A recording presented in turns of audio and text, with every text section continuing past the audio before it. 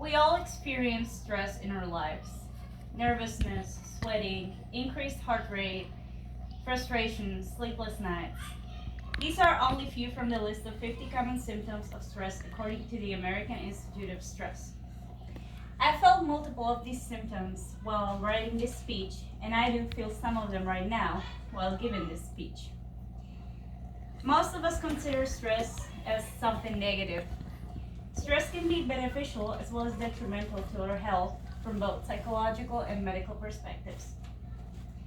In the article Good Stress, Bad Stress, the Associate Professor of Psychiatry and Behavioral Science, Dr. Fedor Dabar, explains two different types of stress and their positive and negative effects on our health. Chronic stress is ongoing for months or years. My aunt used to take care of my grandmother for years. My grandmother used to have dementia. After a couple years, my aunt's own health condition worsened due to constant worrying about a loved one. Chronic stress is associated with medical diseases, especially heart disease, diabetes, various types of infection, and even cancer. Chronic stress is associated with psychological disorders like general anxiety disorder, obsessive compulsive disorder, OCD, and also levels of depression from a mild one to severe. While chronic stress is detrimental and takes long time to develop, short-term stress, also called a fight or flight response, is a stress we experience in day-to-day situations.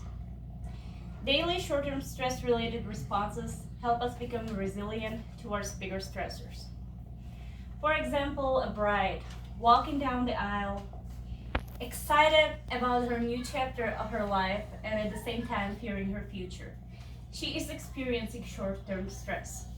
And so am I right now while giving this speech because my anxiety level is so high and my heart's pounding. I'm experiencing short-term stress.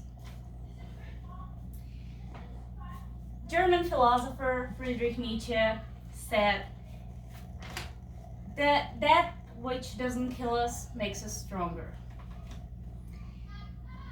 Based on Dabar's research, short-term stress is beneficial for us because it helps us enhance our immune functions and supports our natural survival mechanism.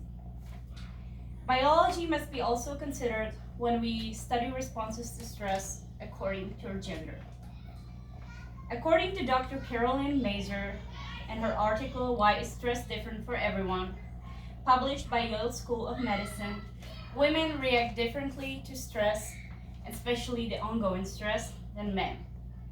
Women tend to seek help and they tend to talk about their stress, while men tend to engage in physical activities and avoid the stressor and avoid dealing with the stressor.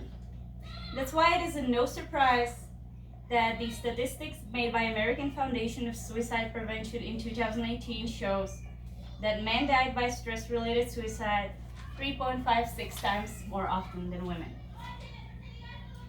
I explained the difference between chronic stress and short-term stress and their consequences and effects on our health. Stress is, was, and always will be a part of our life.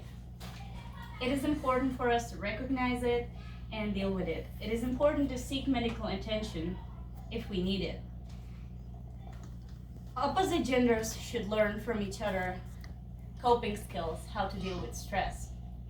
Chinese theory of yin and yang believes that the universe will always seek for balance, as described in the I Ching Book of Change that was written over 700 BCE. Although most of us view stress as something negative, stress can be beneficial as well as detrimental to our body from both medical and psychological perspective. And right now, I thank you so much for listening to my speech. And I would have one question towards my audience. What makes you stressed? Give me anything. What are things that make you stressed? Amanda. What causes you stress? Like increased heart rate, for example. I would have to say when there is multiple things that I have to do in 24 hours. Whether it would be, working and then taking care of kids and doing supper, and that causes me stress. Like too many things at once, Yes. multitasking, not knowing what to do first. Yes, I agree. Yes. That is very stressful. I agree with you because I feel the same. How about you, Sophia? Just not getting everything done in the day that you need to. Like if you procrastinate. So Yeah, I understand that. Sometimes I wish the day would just have more than 24 hours, right? We need more hours. I need my house to be clean. I need to cook. I need to do so many things. It's just not possible. And how about you, Seth? What makes you stressed? What causes you stress? What causes me stress? Work related. Work related. Yep.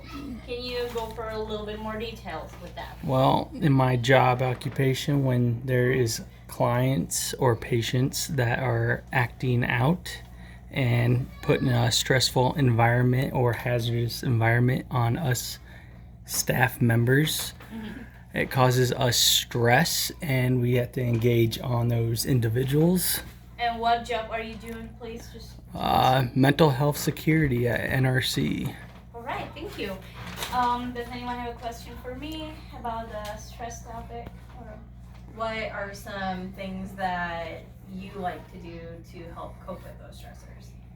personally, I like to listen to calming music. I like to practice meditation, especially transcendental meditation or mantra meditations. Those help me a lot with coping with stress.